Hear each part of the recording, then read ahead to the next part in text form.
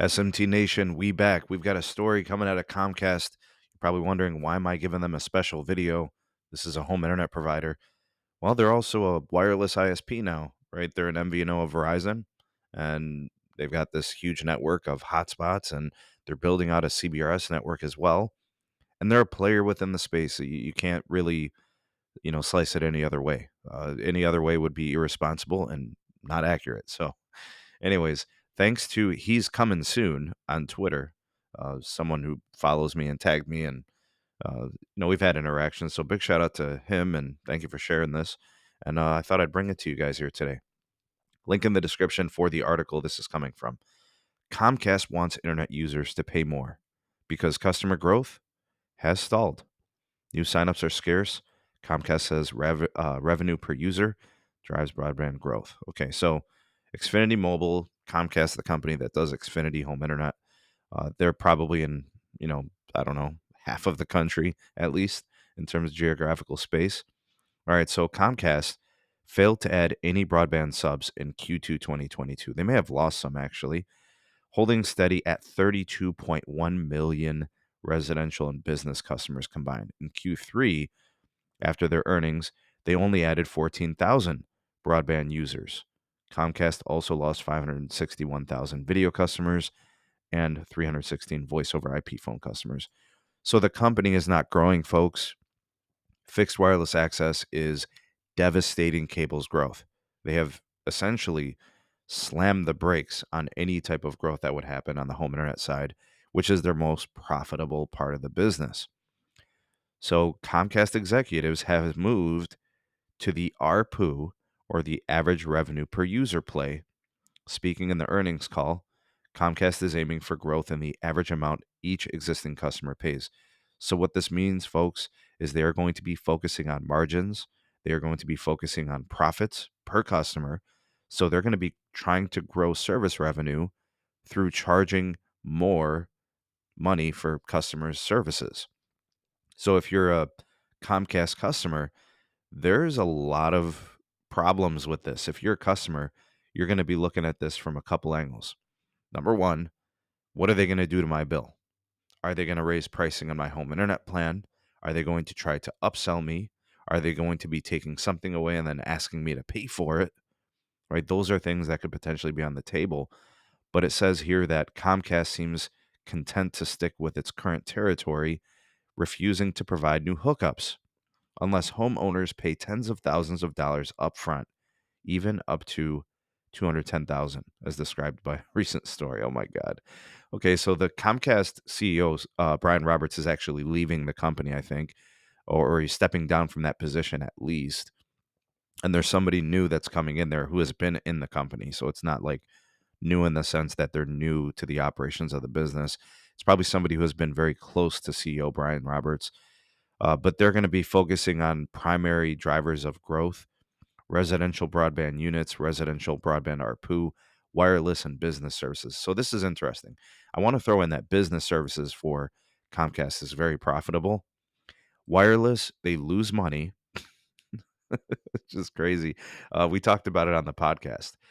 Their service revenues improved like 700 and something $1 million, but their operational costs increased like $830 million. So in order for them to grow in wireless, they're losing money. So I just thought I'd throw that out there. Uh, Obviously, now with this news, they're going to be focusing on ARPU, profitability, and then it says here residential broadband units. They're not expanding their footprint, folks, according to this. Okay, so there's some percentages here that they're talking about, and bringing value to shareholders and raising capital and blah blah blah. So here's the takeaway, right? This is the same blueprint. This is the same format that Verizon has been trying to exercise under current CEO Hans Vestberg. Okay, I don't know when you're watching this, right?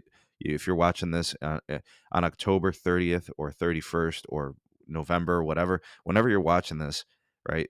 If it's far down the line, like a year from, I don't know if Hans Vestberg is going to be at Verizon. I don't know what this means for the company. If the growth is stalled and they see the only horizon for them to improve revenue, and that's to just focus on making more money per customer. But you're losing video customers and you're losing home phone customers, right? They're discontinuing those services. They're moving towards streaming and they're using cellular and all that. All that's really left is going to be wireless, and you don't make money there yet, or you lose money because you're paying per gig to Verizon for your customers to use it. So they're going to have to be investing huge amounts of capital to deploy a cellular network that's going to implement some kind of a capacity network that'll offload a lot of usage off of Verizon and onto their native network. So they're going to be investing billions. So that means taking free cash flow, a bunch of operational revenue, and reinvesting into the network so that the way they don't rely on Verizon moving forward. Okay, so I don't know. I don't know if this is going to work for them. I don't know how this is going to pay out for them. But the fact that they're not growing sounds really just like Verizon. And we see how it's going for Verizon. They lost 23% profitability in the most recent quarter. What do you guys think we're going to be seeing from Comcast next quarter now that we kind of have hints of this coming from executives at the company? But again, it tells us that they're still going to be focusing on wireless. Expect them to continue to take share. The SOGA that we see in the marketplace is very unusual. We have wireless players like Verizon and T-Mobile growing crazy in home internet with fixed wireless access 5G home internet. And now we have Comcast and Charter growing crazy in wireless. If you would have said this to me 5 years ago, I would have called you crazy. But this is how it's been for the last few years. This goes back to like whenever they launched the service, like 2018, 2019. We saw them starting to take share. Uh, so I was wrong. John Leisure was wrong. Like I don't know who was right, but cable grows in wireless. But now with fixed wireless really devastating them and just halting their growth in their most profitable business sector, it hurts. Now I did predict this about a year ago or 2 years ago. All right, and I thought it was pretty seemed obvious to me.